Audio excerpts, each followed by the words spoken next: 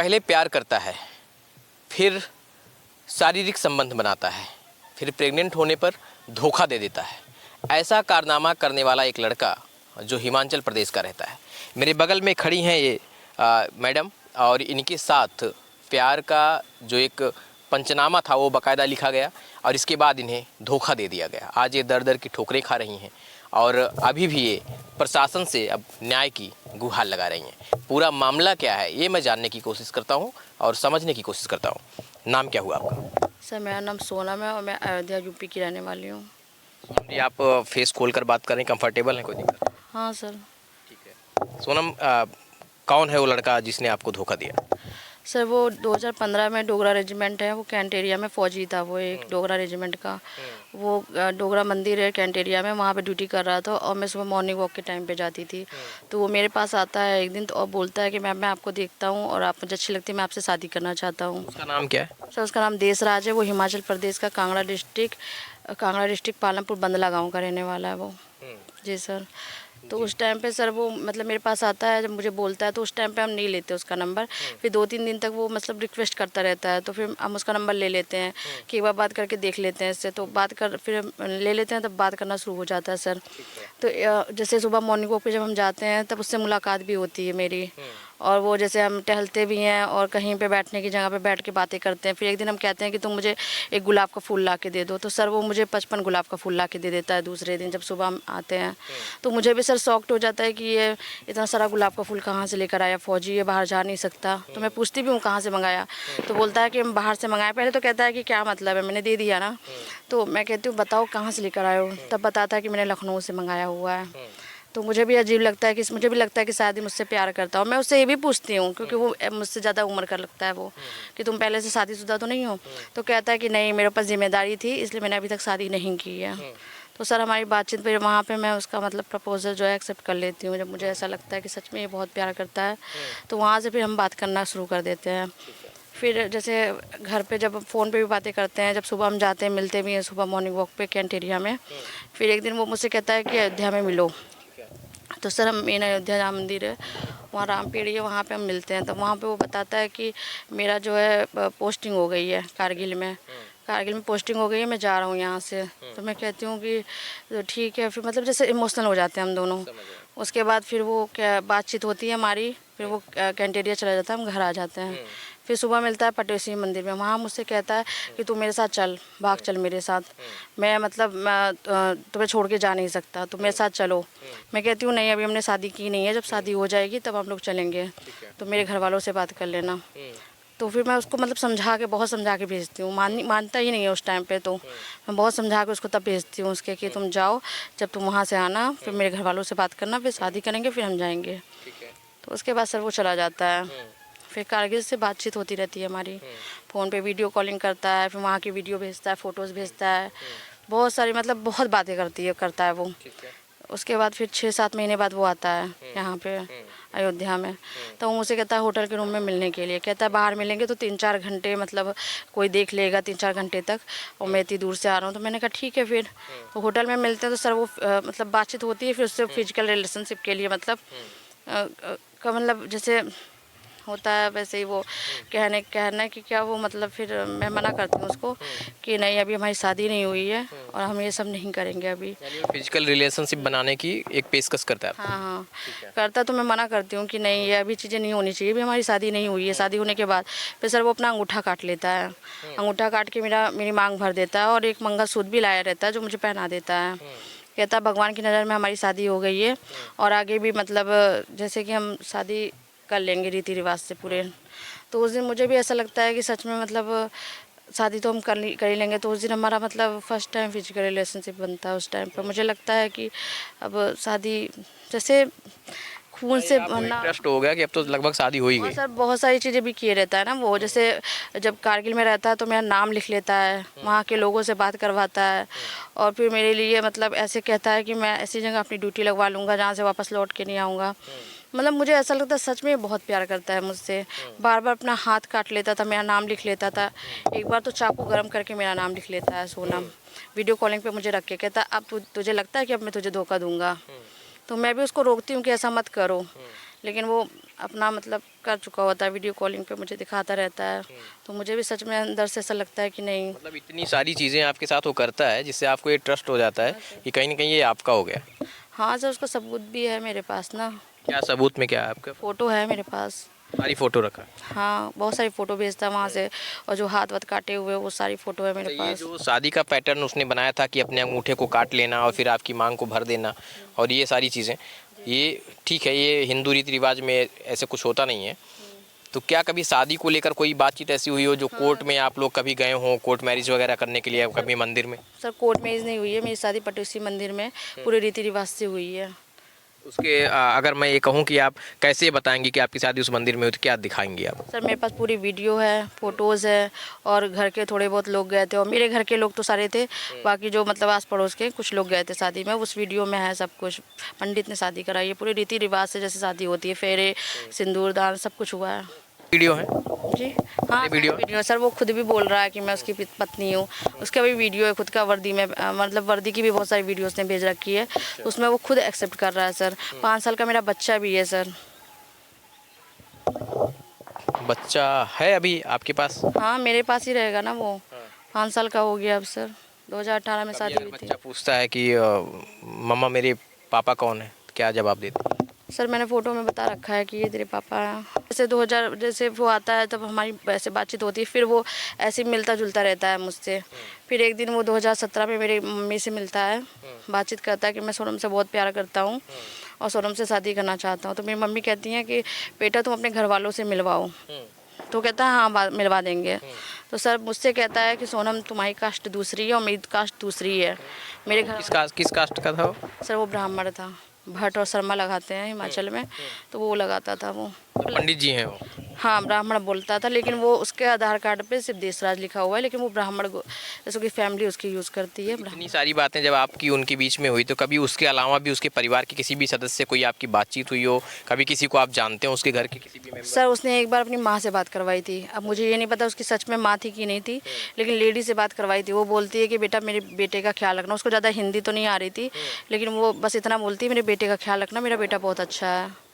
अब मुझे ये नहीं पता ये इसकी माँ थी या फिर इतना फ्रॉड करने के बाद ये सिर्फ एक किसी और लेडी से बात करवाया था इसने, मुझे ये नहीं पता। तो ये सोनम जी ज़रा ये मुझे बताओ आप कि अभी ठीक है, ये सारा धोखा हुआ आपके साथ में, प्रेम जाल में आपको फंसाया गया, फिर आपके साथ धोखा हुआ। अभी ये बताओ कि अभी इस पे आगे की क्या कार्रवाई क्या कहाँ तक पहुँची है, आप चाहती क्या हैं और किस तरीके का न्याय चाहती हैं? सर अभी 2018 में जैसे मेरी शादी हो गई इसके साथ, उसके बाद जब हम लखनऊ गए इसके साथ, जैसे यहाँ से आज शादी हुई, कल सुबह हम लखनऊ चले गए थे, वहाँ से टिकट हुई थी इसका। गुरदासपुर में उस समय पोस्टिंग थी इसकी फौज में, मतलब डोगरा में, तिवड़ी कैंट में। तो उस समय ये मतलब वहाँ उस समय जब पोस्टिंग इसकी हुई वहाँ पे, तो ये वहाँ के लिए मेरा टिकट करवाया था। लखनऊ से ये मुझे वहाँ लेके गया। लखनऊ में पहले तो ये लखनऊ में रुका, 2 दिन की बाद की टिकट थी, तो वहाँ पे इसने मुझे शराब पिलाने की कोशिश की। हाँ मुझे मतलब खुद तो मतलब मुझे गिलास में भर के दिया और बोलता है इसको पी लो, तुम्हें मेरी कसम लगे। तो मैंने कहा नहीं, हम ये सब पीते हैं क्या जो तुम मुझे पिला रहे हो। मैंने उठा के फेंक दिया। तो वहाँ सर वो मुझे मारने पीटने लगा। मात्र बस एक दिन की बात है ये। आज शादी हुई, कल शाम को इसने मेरे साथ ऐसा करना शुरू कर दिया। मंदिर में आप लोगों की शादी हुई तो कितने दिन तक आप लोग साथ में रहे? सर मंदिर के बाद ही तो हम लखनऊ में गए ना, उसके बाद उसने मार पिटाई वहाँ पे की। फिर वहाँ पे मार पिटाई करने के बाद फिर ये तिवड़ी कैंट लेके गया। उसके सामने, मतलब कैंट में नहीं लेके गया, सामने किराए के मकान में इसने मुझे रखा और खुद भी था वहाँ पे। हम लगभग 10 दिन थे वहाँ पे। इसने वहाँ पे भी यही किया मुझसे, कुछ शादी पेपर पे भी इसने सर साइन करवाया, बोला कि इसको विभाग में दर्ज करवाऊँगा तुम्हारा नाम, ये कह के साइन करवाया। लेकिन मुझे भी भरोसा था इसके ऊपर कि सच में जो क्या कर रहा है ये सच में करेगा। क्या पता कभी नहीं। आपने आर्मी के तमाम जो ऑफिसर्स हैं, बड़े ऑफिसर्स हैं, उनको लिखा, कुछ पत्राचार किया? नहीं, उनको नहीं लिखा सर। उसके बाद फिर ये बताती हूँ ना आगे क्या हुआ फिर सर। उसके बाद फिर ये मुझे वहाँ फिर मेरी लड़ाई होने लगी कि मुझे घर लेके चलो, मैं शादी करके आई हूँ तुम्हारे साथ। तो कहता कि नहीं, वहाँ लेके चलेंगे तो अभी सब सामान वामान फेंक देंगे, अभी थोड़ा रुक जाओ, क्योंकि इसके घर के आसपास में कोई इसके परिवार का ही कोई ख़त्म हो गया था। तो बोलता वहाँ लेके चलेंगे, अभी वहाँ पर ऐसे टेंशन का माहौल है, सामान वामान सब फेंक देंगे। तो मैंने कहा क्या हुआ, तुमने शादी कर रखी है, तुम लेके चलो ना, इतना तो तुम्हें हम झेल लेंगे इतना। लेकिन फिर भी वो लेके नहीं जा रहा था सर। फिर वहाँ पे भी हमारा झगड़ा हुआ। तो कुछ दिन बाद तो ये लेके गया हिमाचल पालमपुर में, वहाँ पे भी होटल में रखा सर, घर नहीं लेके गया। फिर वहाँ कहता है किराए के मकान में यार तुम्हें रख देता हूँ 15-20 दिन के लिए, मैं नौकरी पे जाता हूँ, फिर छुट्टी लेके आऊँगा तब घर चलेंगे। मैंने कहा नहीं, किराए के मकान में हम कैसे अकेले रहेंगे, यहाँ पे कैसे रहेंगे। इसके ऊपर मतलब मुझे इतना ज़्यादा वो होने लगा कि मतलब ये इंसान, उसके बाद सर वहाँ पे भी झगड़ा होने लगा। या किसी से भी फ़ोन पे बात करता अपनी भाषा में बात करता, मैं कहती हिंदी में बात करो, तो फिर झगड़े होने लगे, वहाँ पे भी झगड़ा होने लगा। फिर वहाँ पे जाके मैंने अपने घर पे बताया इसके बारे में कि ये मुझे मार पीट रहा है। कभी आपने बताया नहीं था? नहीं बताया सर, क्योंकि मैं नहीं चाहती थी, मेरे घर वाले मेरे कहने पे शादी किए थे, क्योंकि इसके घर से कोई नहीं आया था। तो मेरे घर वाले मेरे पे मतलब मैंने उनको मजबूर किया था कि शादी करो। मैं घर वालों को, ये जो मंदिर में जब शादी आपकी और उसकी हुई तो क्या कोई घर का सदस्य मौजूद था वहाँ? हाँ घर वालों को मैंने मनाया था ना, मेरे घर वाले थे, बाकी थोड़े रिश्तेदार भी थे उसकी तरफ से। कोई ये आप पूर्णतया शादी हो चुकी थी, अब वो आपका पति होने से मुकर रहा? नहीं नहीं नहीं, उस समय तक तो नहीं मुखरा वो, अभी भी वो है। तो ये मतलब मुझे क्या कहते हैं, वहाँ पालमपुर में जब इसने मारा तो मैंने अपने भाई को बुला लिया, तो मेरा भाई मुझे आ गया लेने। तो मैं घर जब चली आई तो मुझे पता चला फिर सर मैं प्रेग्नेंट हूँ। तो मैंने इसको इसकी जानकारी दी कि मैं प्रेग्नेंट हूँ, क्या करूँ मैं। तो बोलता है मेरे बच्चे का ख्याल रखो, अपना भी ख्याल रखो, मैं जल्दी आऊँगा ले जाऊँगा। फिर सर ऐसे ही करते करते मतलब टाइम होता रहा, मैं बुलाती रही कि आओ, क्यों नहीं आ रहे हो तुम, मैं घर पे बोझ बन के बैठी हूँ, प्रेग्नेंट हो गई हूँ मैं। तो फिर सर ये मतलब ऐसे ही गाली गलौज बकता, और जब मैं फ़ोन करती उठाता नहीं, इसका फ़ोन आए तब उठा लो तुरंत। इसका ये था कि मैं फ़ोन करूँ तो तुरंत उठा लो, ना उठाती तो ढेरों गालियाँ बकता ये। उसके बाद फिर ये कुछ दिन में मुझे पता चलता है, सर डोगरा रेजिमेंट से एक लेटर आता है, पता चलता है कि ये पता चलता है कि ये पहले से ही शादीशुदा है। तो मैं इससे पूछती हूँ, उस दिन सर मेरे लिए इतना शॉक लगा जब मुझे ये पता चला कि ये पहले से ही सब मैरिज है, क्योंकि इसने मुझे बताया ही नहीं था। तो कभी आपने उसके घर पे बताने की कोशिश की? सर उस टाइम पे तो नहीं, कुछ भी मेरा कोई वो कांटेक्ट नहीं था उसके घर वालों से, और उसका पता नहीं उसका क्या था, मुझे नहीं पता। हिमाचल प्रदेश में कौन सी डिस्ट्रिक्ट का रहने वाला है? सर कांगड़ा। कांगड़ा डिस्ट्रिक्ट का रहने हाँ, पालमपुर बंदला गांव का। वाला। क्या कार्रवाई कर रही हैं? गाँव का सर, वहाँ पे कार्रवाई बस ये कोर्ट में केस चल रहा है मेरा, क्योंकि ये जब नहीं आया तो मुझे मजबूरन कोर्ट में केस करना पड़ा। मुझे इसने तब भी बोला कि जा जिस थाने में तुझे केस करना है कर ले, जहाँ कोर्ट में जाना है, जिसकी मदद लेनी है ले ले। तो इसको कोई फ़र्क नहीं पड़ा तब भी सर। कितने दिन से कार्रवाई, पुलिसिया कार्रवाई चल रही है? सर 2021 में मैंने केस किया इसके खिलाफ। और जब पहली बार आप इसके संपर्क में आए थे तब, हालांकि मुझे उम्र नहीं पूछनी चाहिए महिलाओं की, फिर भी ये केस है, ये न्यूज़ का एक पार्ट है, मुझे पूछना पड़ रहा है, कितनी उम्र रही होगी उस समय? सर रही होगी मेरी, ठीक से मुझे याद नहीं है, पर 24 होगी। 24 साल? हाँ, ये मेरे से सर बड़ा था, 10 साल बड़ा था ये कम से कम। लगभग 34 साल। हाँ, ये मेरे से बड़ा था काफ़ी साल। क्या चाहती हैं आप, किस तरीके का न्याय चाहती हैं? सर यही चाहते हैं कि कोर्ट में भी अगर इस वारंट जाता है तो ये तो भी वहाँ हिमाचल जो इसकी पुलिस है, अभी मेंटेनेंस का केस मेरा चल रहा है, तो उसमें जो है हिमाचल पुलिस को ये बोला, मतलब यहाँ से गया हुआ है रिकवरी वारंट और अरेस्ट वारंट, लेकिन हिमाचल पुलिस तब भी कार्रवाई नहीं कर रही है, उसको पकड़ के भेजी नहीं रही है, बस लिख के आ जाता है कि वो मिला नहीं। आप उसको सज़ा दिलाना चाहती हैं या अपने पास बुलाना चाहती हैं? सर मैं चाहती हूँ कि मेरा जो बच्चा है उसको उसका बाप का जो एक हक होता है वो मिले उस बच्चे को, और इस आदमी को कड़ी से कड़ी सज़ा मिले सर, क्योंकि इसने जो 5 साल जो मैंने झेला है सर, वो मैं जानती हूँ, क्योंकि मेरा बच्चा इतना ज़्यादा बीमार पड़ा है कि मैं उस समय में मेरा दिल, सच में बताऊँ मैं कैसे ज़िंदा रही हूँ, मैं जानती हूँ, मैं अपने बच्चे के लिए केवल ज़िंदा रही हूँ सर। अभी भी पति मानती हैं उनको? सर उसको क्या पति मानूँ सर, जिसने एक बच्चे को देखा तक नहीं सर, 5 साल जब से पैदा हुआ है ना, एक बार भी उसने शक्ल नहीं देखी होगी। अभी मीडिया में मैंने अपने बच्चे की फ़ोटो डाली हो तभी देखा होगा वो मेरे बच्चे को, उससे पहले उसने अपने बच्चे को देखा तक नहीं, एक बार भी वीडियो कॉलिंग तक नहीं किया कि लाओ मैं अपने बच्चे को देखूं। जब मैं बोलती कि वीडियो कॉलिंग कर लो तो कहता कि उसके पास मतलब कैमरे वाला मोबाइल नहीं था, वो बोलता था। मैंने कहा किसी और के मोबाइल से कर लो, तो कहता है तुम्हारा नंबर चला जाएगा किसी और के पास। कभी उसे संपर्क करने की कोशिश आपने की? सर मेरी बातचीत होती रहती थी, लेकिन जब मैंने केस किया तो बातचीत होना बंद हो गया पूरी तरह से, तब वो डर गया ना सर। केस कहाँ किया है? सर यहीं अयोध्या कोर्ट में किया है। कार्रवाई चल रही है? हाँ सर कार्रवाई चल रही है। कार्रवाई से संतुष्ट हैं? नहीं सर संतुष्ट नहीं हूँ मैं, क्योंकि वहाँ पे सर अगर सच बताऊँ तो सिर्फ पैसा चल रहा है। हिमाचल पुलिस भी मुझे लगता है पैसा खाई है, और यूपी पुलिस को भी हम बोलेंगे कि पैसा खाई है, क्योंकि मेरी शादी की डेट 5 नवंबर थी, इन्होंने और 8 नवंबर कर दिया है चार्जशीट में। तो सर ये सब चीज़ें क्या है, मैंने जबकि कार्ड लगा रखा था अपना 5 नवंबर है मेरी शादी, फिर भी 8 नवंबर वो भी आपने छपवाया था कार्ड वगैरह? हाँ लगा रखा है उसमें। हाँ तब भी इन्होंने गलती कर दी, तारीख में 8 नवंबर कर दिया मेरी शादी को। इसका मतलब कुछ रोल कर दिया इन्होंने मेरे केस में उस चीज़ को लेके। ये ये जो मैडम हैं, इनके साथ में हिमाचल प्रदेश का रहने वाला एक व्यक्ति जो पेशे से फौजी है।